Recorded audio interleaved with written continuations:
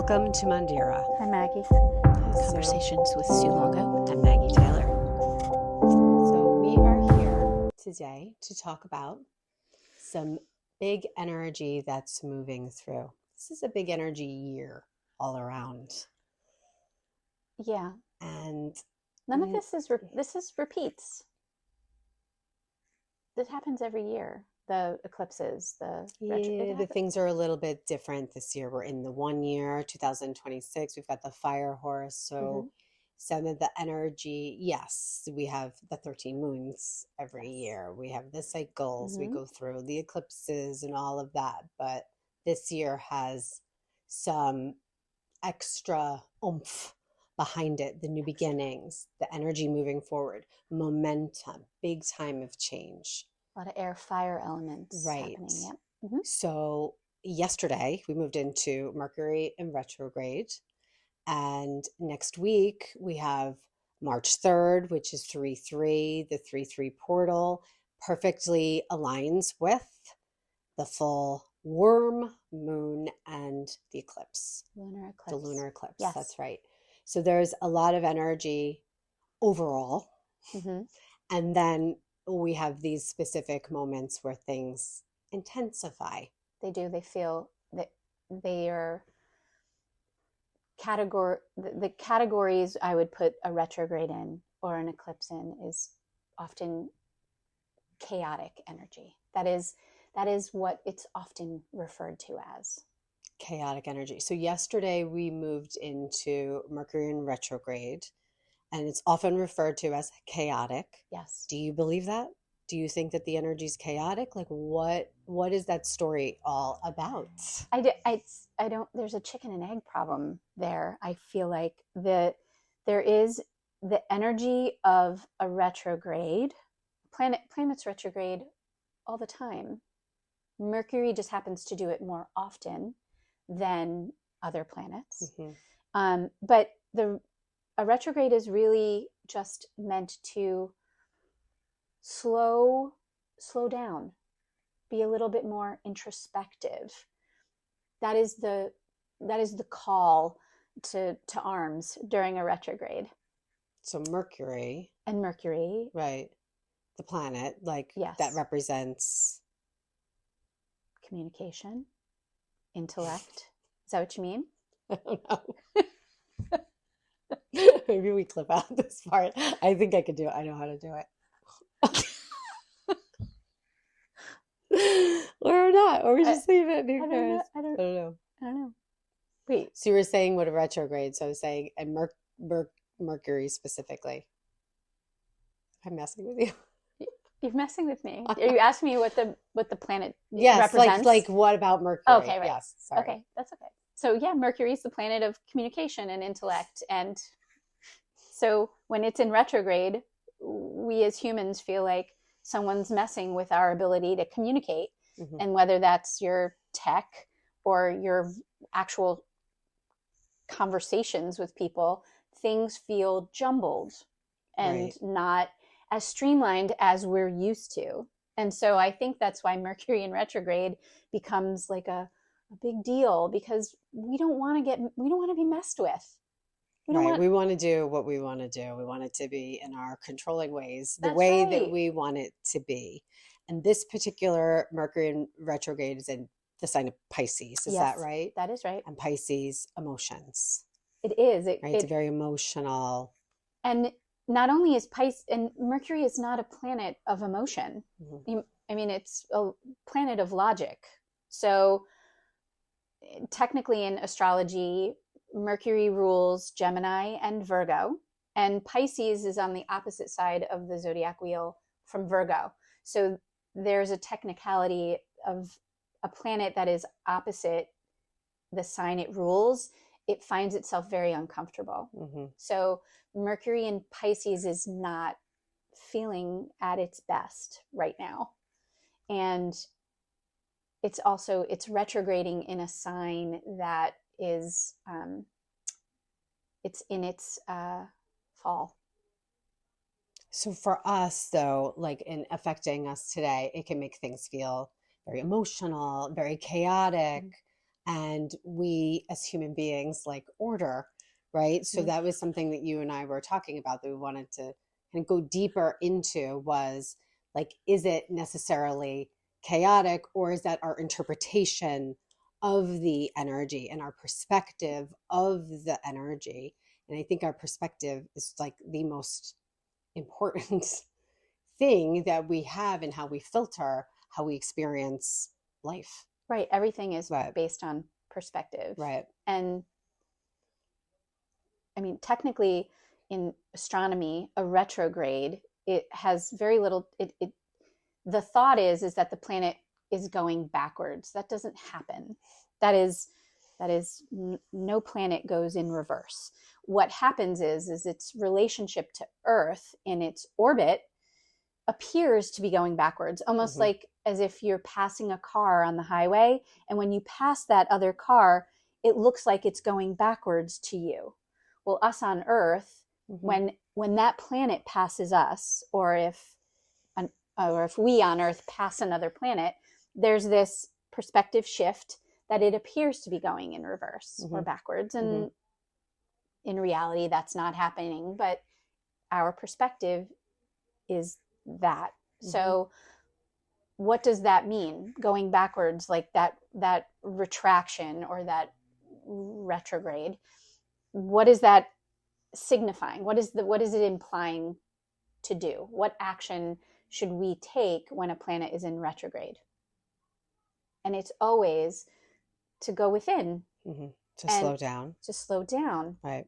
And we don't always like to do that. Right. We don't want to go within. That can be uncomfortable. Right. So and Mercury does it often. It does this often. It retrogrades 3 or 4 times a year. Right. So that's why it comes up a lot, because other planets retrograde. Yes. The only planets or celestials that don't retrograde are the sun and the moon and Earth. Right. Everybody else does. Right. But Mercury, poor Mercury, gets a bad rap. Totally. Poor Mercury. It's like the full moon.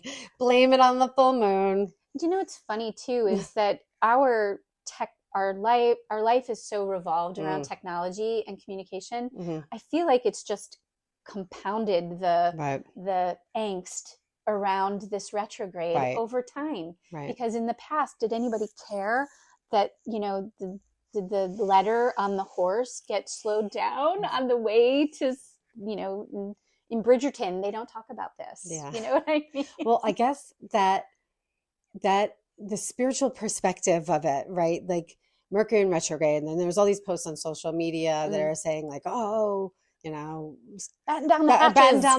Batten down, worry, oh God, it's here. And I hear people say, well, Mercury's in retrograde. Well, it's an interesting excuse for stuff, right? It is, right? So from the broader spiritual perspective, your life is happening for your soul, for you, not to you. So in our controlling minds, which really is about us trying to create safety, and we feel safety when we know what's going to happen, when we can control what is going to happen. So if we're working on the computer and something's due at 4:00 and things start glitching around 3:30, the stress, the frustration comes up. But when we think about it from zooming out from the spiritual perspective, if it's being delayed, there's a reason for that. It's not to torture you. Right. Mercury's not up there like, I'm going backwards, I'm going to get you now. Exactly. It's really, everything is happening for your highest and best. So that idea that you were saying about slowing down, so when these glitches happen, how do you face them in the moment? Are you just, well, that's what it is, and this stuff always happens to me, and here it is? Or is it, wait a second, there's a bigger picture, right? And I don't know what that next thing is, and that next reason, and maybe this is being delayed because the person who's supposed to receive it isn't supposed to get it at this time. Because if they do, then they'll get in the car and something will happen that we don't know the whole train of events. Right. So when I hear, oh, it's such a horrible time, when things are redirected for us, it's always in our highest and best. And can be very difficult for the mind to understand that, because your brain only works on past data. Right. And delay or Right. that frustration is unwanted in most. Well, we're in a society that's trained us to move faster, get there, do more, do it more, get there, be on time, don't be late. But even things like traffic, like when we're sitting in traffic, I really have zero negative response to that, because I'm like, this is how I'm being directed somewhere, and it's supposed to slow down right now. Right. And I feel that I don't know I have so many personal experiences that come to mind with when Mercury was in retrograde, when I was launching a newsletter. There was all kinds of technical problems, and I don't experience technical problems often. Like I know my way around most things. I struggled with getting a newsletter out when I wanted to, in frustration, I just stepped away from it. And then when I went back, I was able to revisit what I wrote and improve it in my mind. I had something else I wanted to say. Right. So I added to it. So I felt better about what I was putting out there. So the energy that went out was more aligned. That's right. So I feel like, and in that particular instance comes to mind because it was a communication technical glitch that had me stop and just move away from what I was doing. And then I was able to share what I wanted to in a more succinct, or in my own perspective, a valuable way. So I felt better about what I put out there. And I think that that's a really good point, like for anyone listening. So for yourself, just this contemplation of the things in your life where in the moment, it seems like this is horrible. I don't like this. I don't want this. But then zoom out 5 years, 10 years, and you see that moment shifted your life, right? It shifted. This is a very, micro moment for you. But then the newsletter went out and it reached somebody energetically differently because you were more aligned when you put that energy out. So just contemplating anything like that for yourself, some of the more challenging things, letting yourself sit in that energy and be, well, what really happened? Oh, I didn't like when that happened, but I gained this all of these knowledge, other things because happened. Again, it's really about reminding yourself and reminding the brain to think that way. This something bigger is at hand here. Right. And I'm really not in control, but I can control myself. I can control my energy. I can control the words that I say, how I see this. Like we started with the word perspective. How I see and experience this is everything. It's everything. Because that's your experience. And if I say Mercury in retrograde it's bad, then that I'm will right. be right. It's bad For sure. But And that applies to everything. I know we could carry that. Right. But in terms of just looking at a frustrating moment as something that is meant to be for your highest and best, and that slowing down isn't always a bad thing. It's more often than not a really good thing. And it doesn't mean you have to like it or change, like, that spiritual bypassing of like, oh, this is good. Right. It's like, I still feel disappointed. Yes, I said I don't really care about traffic. Right. But if I'm trying to get that email out, I mean, I send out a lot of emails. I do a lot of administrative type of work. And when it glitches, I'm having an experience of that. Right. That's not pleasant. Right. I mean, my family hears me at home, like, what? I don't, but it's regulating, or even having that knowledge to come back and remember, right, as soon as you can. And like, okay, and I still feel frustrated. Like, you didn't send out that email. It didn't feel great. But further out, it's always about the zooming out. Zooming out brings so much. It really can help with your peace and peace of mind. So with Mercury in retrograde, we're in that for a few more weeks. And from Mercury... March 20th, the spring equinox. The spring equinox. So Mercury goes direct on the same day as the... Huge shift. I know. At spring equinox. Which means what? Equal sun and moon, light and dark. Light and dark. Yeah, I feel like you just quizzed me there. I know. Well, I was like not solstice. Okay, so where we are now is the Mercury retrograde moving into the full moon. Yes. So we have the full worm moon and the lunar eclipse on 3/3. On 3/3. So the full moon and new moon energy, as a reminder to everyone, is peak on that full moon day. So 3/3 is the full moon day.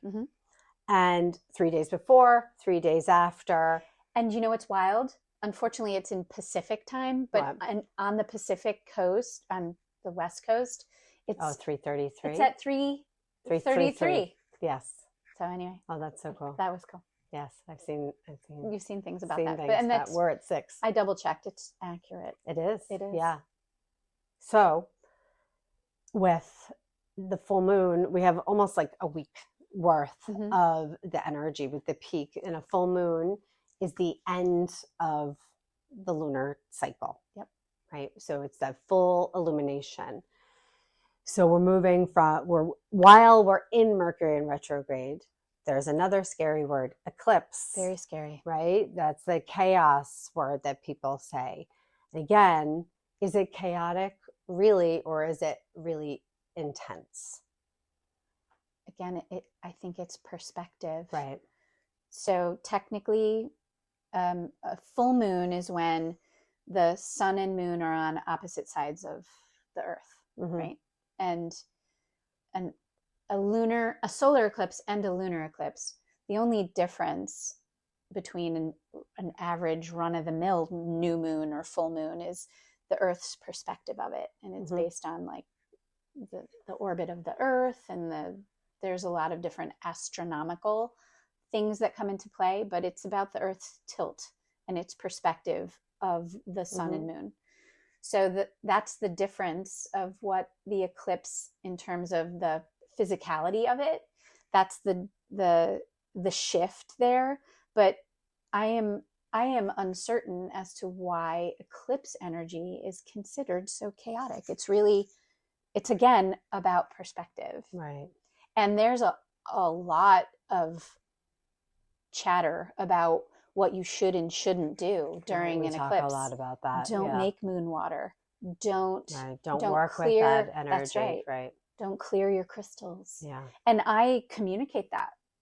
It's because it's what I've learned. Right. But when I think about it. When you go deeper into it, but why? Right. But why? And I think that, as a sidebar, which I take a lot of those sometimes. So like using your own intuitive filter over the information that you're just given is so, so important.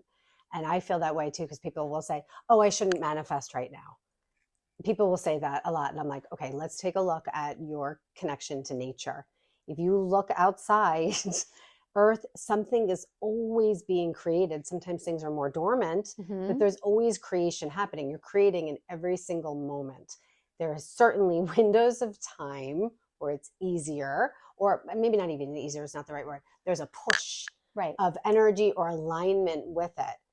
But as far as don't manifest now, oh, you shouldn't sign that contract that day. You shouldn't have that one. This one drives me crazy. The surgery that day, absolutely not. Right. That's fear-based. And I think our society as a whole, we tend to go into the fear-based, clickbait, those types of things. So eclipse energy is intense. No doubt. Right. Anyone who's listening to us feels the energy of the moon. Right. They feel the eclipse. People get, well, last year on the eclipse, I had a flood in my house, or whatever, things do tend to happen when energy is amplified.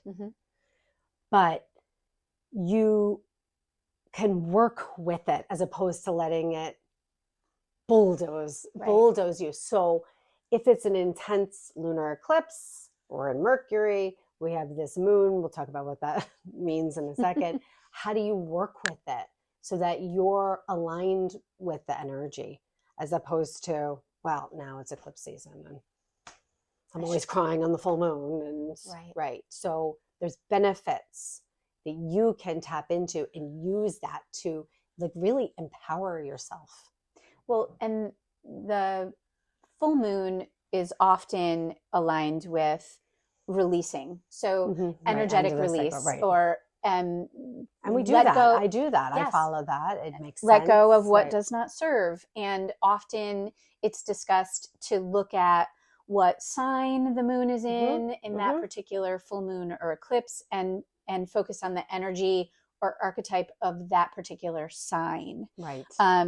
That doesn't mean it's necessarily personal to you because everybody's chart is different and everybody's house system is different.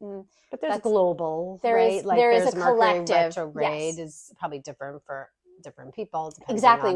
Charting, but so where is Pisces on your chart? Right. What might this be kind of messing with for you as personally versus the collective? But as a collective, this particular full moon is in Virgo. The sun is in Pisces and the moon is in Virgo. And that particular zodiac axis has so much to do with control. And that's when you think about can we release control? Yes, that is so energetically positive to do so. And we're being called to do that this moon. So it's potent energy. Right. And this particular full moon, so each of the moons, according to the Farmer's Almanac, now have a name or several names that comes from historical references but really the names of the moons comes from humans living in one with nature and what's happening in nature at that time. So this moon, worm, which I always joke, the Long Island worm, WORM, like the worms. The worm moon we're right before spring. So the March full moon is always the worm moon. And it's called that because at this time of year, there's worm movement way under the soil. You can't see it yet. It still looks like winter. We're still having massive snowstorms here.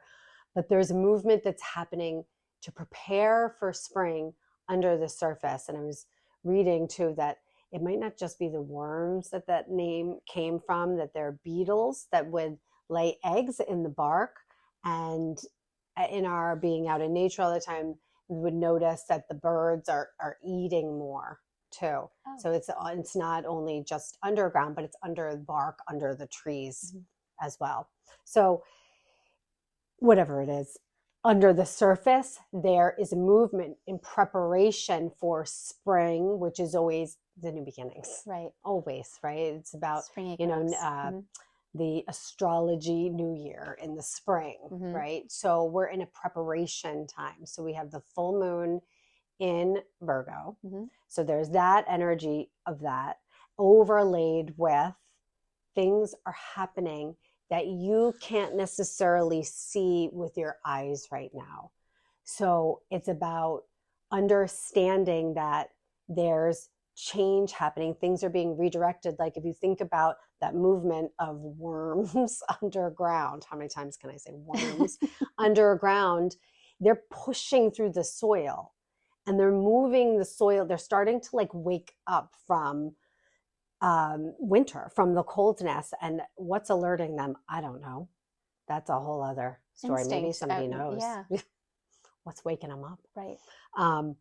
They're beginning to move and they're moving the soil so that new growth can come through. So we think about Mercury in retrograde, things are being delayed. There's things that are being shifting around for new growth to come through. And the same with the moon being in Virgo, right? What are you releasing right. to make room for the new things that are growing? Right. You know, right. So what are you releasing during this time? So the spring yeah. equinox marks when the sun reaches 0 degrees Yes. Aries, what we talked about Yes. last week. So the sun is reaching that point on March 20th. So that's another reset. That's another, the sun has reached the new beginning, which marks the beginning of spring. Right. March 20th. So we're having another new moment to this full moon. Prior to that is a final release. What can you release control of, if we use the Virgo archetype, as we enter another new beginning? Right. And that movement, so there's the release aspect, but during a full moon, and certainly eclipse along with it, the energy between the realms is thinner, right? So the veil is thin, right? People feel more emotional, right? The moon energy can make you feel more emotional. Then we have the whole Pisces retrograde emotional. You can feel more emotional. You can feel more intuitive. You can feel more connected to nature itself, even though maybe it feels dense, because that earth energy, the lower earth moving, can make you feel like kind of like you're pulled towards earth. But with the energetic opening of basically the frequency shifting, you have access to your spirit guides at this time, and your connection to earth at this time, and earth as a consciousness, earth as an awareness, Mother Gaia, and your spirit guides or your guardian angels or your animal guides. You and I were talking about the ceremony that we have coming up, and we're guiding connection to our guides, and we were contemplating like what's the best way to go with this, and we were talking about like animal guides, and how as we prepare for spring, I mean, the animals, just like the worms are moving, you can see the animals starting to move around, and animals start to wake up from hibernation right now, and everything is energy. So what we see here, there's always something happening behind the scenes, and you have guides, you have guardians, you have ancestors guiding you. And that week time, you can always connect to them. Back to, you can always manifest, you can always connect to them.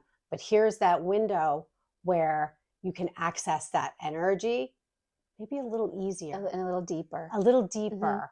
So not only using this time to, okay, what do I need to release, right? In the spring, I'm creating this business and I'm ready to let go of my lack or whatever. But at the same time, the energy is opening you up to, I can really work with my guides right now.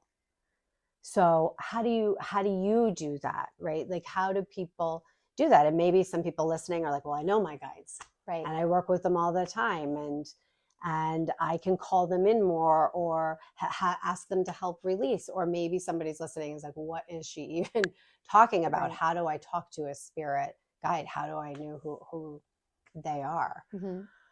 So depending on where you are in that, it's, I guess if you're looking to connect, it's really about quieting the mind, right? So how connecting to your heart's energy. How do you do that? How do I do that?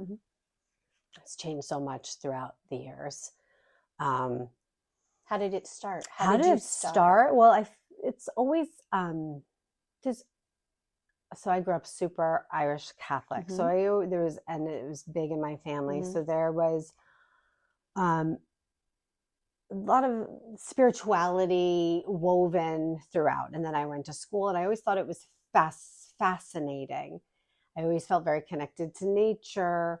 I felt like, oh, I'm going to find a kitten. This is like a story. So I would say, like, I'm going to find a kitten today, and I would find a kitten. Like, things like that would happen a lot.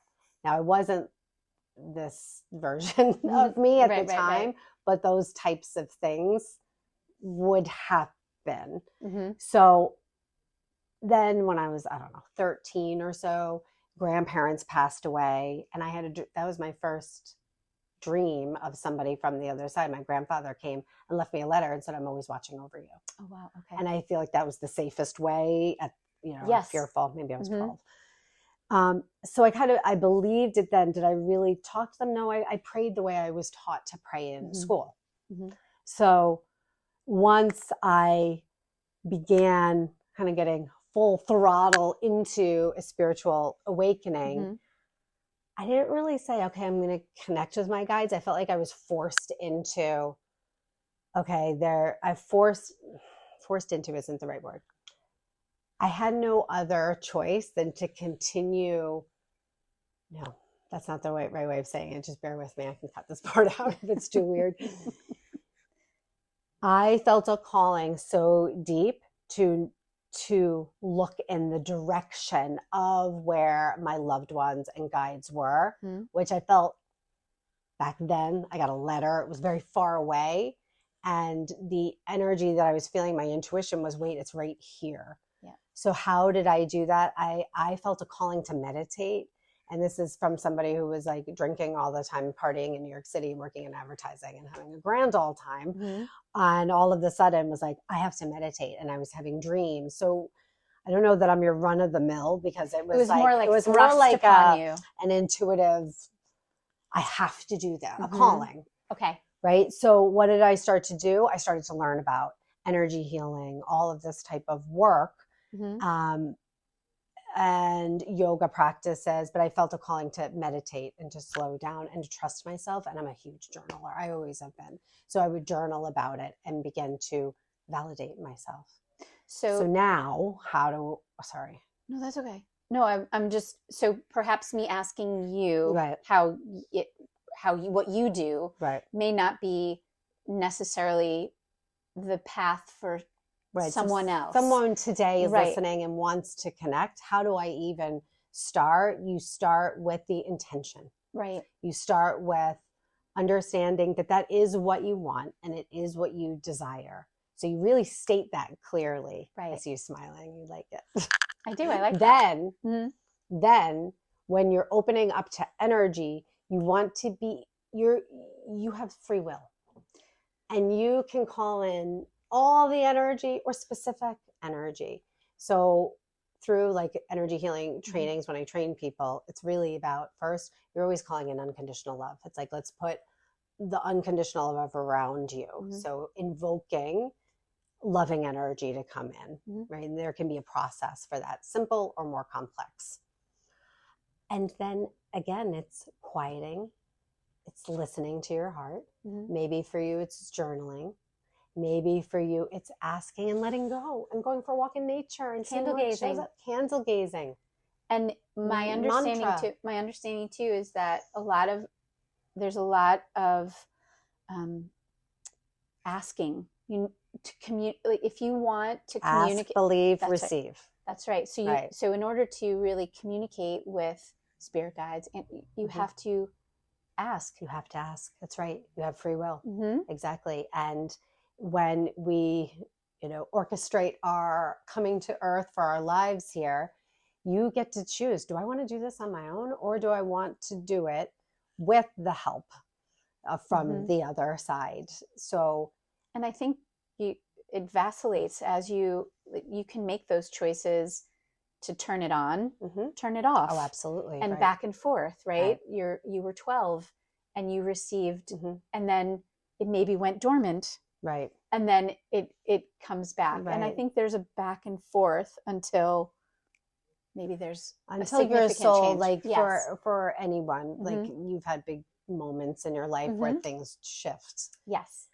That does happen for a lot of people in their spirituality, where there's a big moment, and I believe that's orchestrated, and I believe that divine timing and the divine perspective. And sometimes it's really, mine was not an easy way to get here, but I'm grateful, and I'm more me and myself and more whole, which is really what all of it is about, is owning who you are and owning your what you love.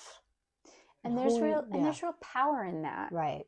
And that's the other thing, I guess, to kind of come full circle about the chaotic energy we find ourselves in, is it's powerful.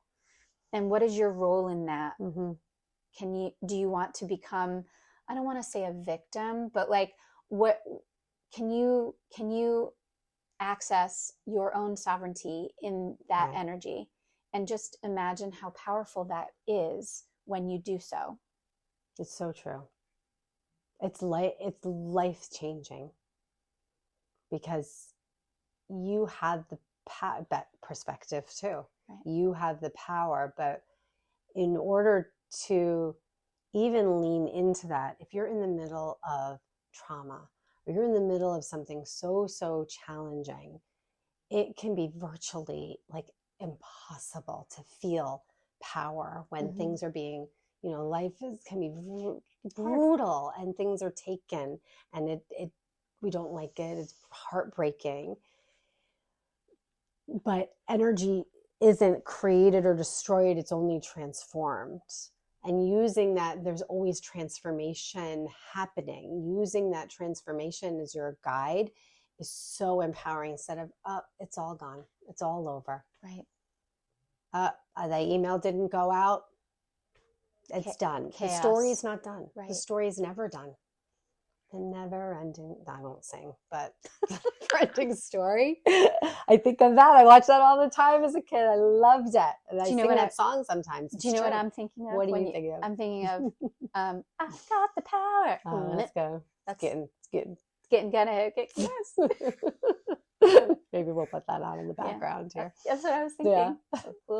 A little intro. We'll have a little luck dragon fly through if we can. Yes. So now what? Are we done? Don't be afraid of making moon water.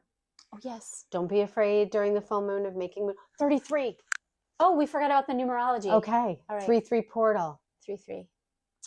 So technically the number 3 in numerology, there's a lot of energy of support and love in the number 3. And there's, so, and also what's kind of cool is when we were talking about perspective, the number 3 in geometry or our math, like if we want to kind of go back, how humans want to manage energy has a lot to do with math. That's why 3, 6, 9. Yes, right. Exactly. So you think of triangles when you think of the number 3, and that's a very like mystical shape, right? And what in the energy we're talking about now, or the planetary stuff, all the 3s, moon, sun, earth, earth, Mercury, sun, like the way they're all dancing together, it's in a trio. It's a trio. Well, the 3 too, like woven throughout different spiritual belief systems, there's the Trinity, right? The Trinity is 3. The sound Om, which the sound is A-U-M. So A, and then U and M vibrates through the mouth. Beginning, middle, end. It's about the circle and the cycle of creation. And then when 2 numbers are together for the portals, it amplifies, right? So this also kind of backs up the connecting to your guides and ancestors and your higher self at this time. So the 3 and your spirituality, the 33 is the number of Christ consciousness. Your vertebrae, you have 33 vertebrae. It's woven all throughout nature. So that number just anchors in your spiritual connection.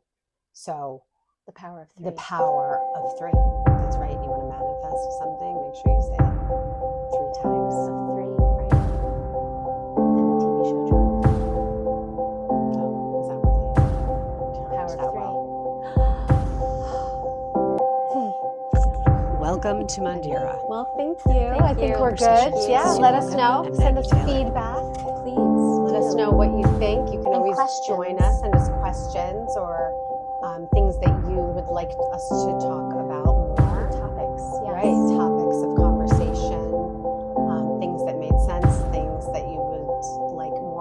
communication on. We do run ceremonies for the full moon and the new moon every month. So you're welcome to join us